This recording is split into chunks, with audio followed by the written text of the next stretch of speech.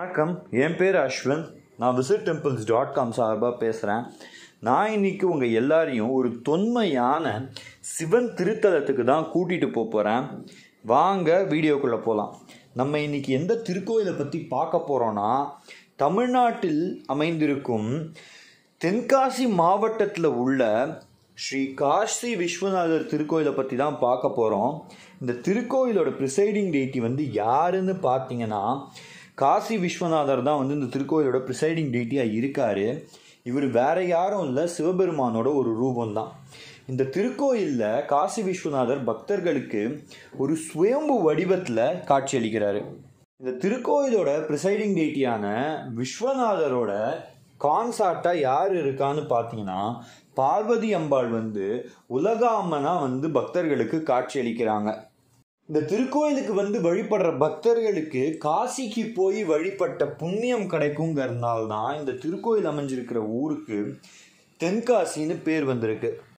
மேலும் மற்ற எல்லா திருக்கோயில்கள்லையும் அம்பாளோட சன்னதியானது தெற்க பார்த்து இருக்கும்.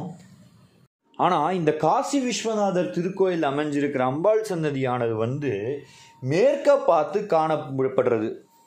இந்த திருக்கோயிலோட ராஜகோபுரமானது 1967ஆம் ஆண்டு வரைக்கும் ரொம்ப சிம்பிளாக தான் காணப்பட்டிருக்கு.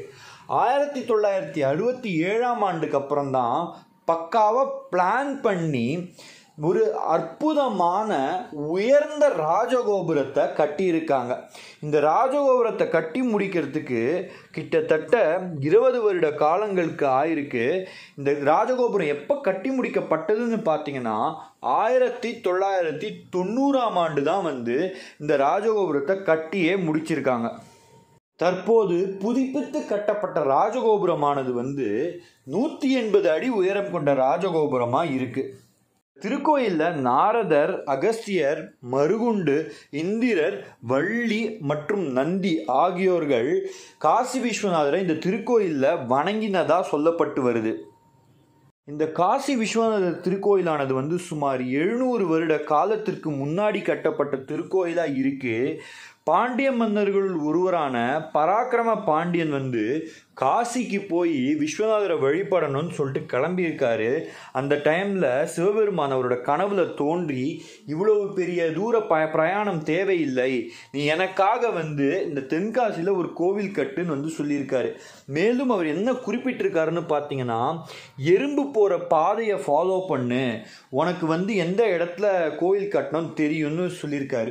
அதே போல் இந்த பராக்கிரம பாண்டியனும் ஒரு எறும்பு போகிற பாதையை ஃபாலோ பண்ணி, அந்த எறும்பு போகிற பாதை எங்கே முடியறதோ அது பக்கத்தில் ஒரு சிவலிங்கத்தை கண்டறிஞ்சு அந்த இடத்துல தற்போதைய திருக்கோயிலை கட்டியதாக சொல்லப்படுறது. அப்போது என்ன ஆயிருக்குன்னு பார்த்தீங்கன்னா, இந்த இடம் ஃபுல்லாக செண்பக மரத்தால் கவர் ஆயிருக்கு. அந்த காலத்தில் பராக்கிரம பாண்டியன் இந்த திருக்கோயிலை சித்ராறு என்னும் ஆற்றங்கரை ஓரமாக கட்டியிருக்காரு. திருக்கோயிலில் எந்தெந்த பண்டிகைகள்லாம் வெகு விமர்சையாக கொண்டாடப்படுறதுன்னு பார்த்தீங்கன்னா, மாசி மகம் 10 நாள் வெகு விமர்சையாக கொண்டாடப்படுறது, நவராத்திரி, ஐப்பசி மாதம் நடைபெறுற திருக்கல்யாணம், தெப்பம் ஃபெஸ்டிவல், அது மட்டும் இல்லாமல் பத்ர தீபம் அமாவாசை அப்போ ஏற்றுவாங்க. இதெல்லாம் வெகு விமர்சையாக இந்த திருக்கோயிலில் கொண்டாடப்பட்டு இருக்கு.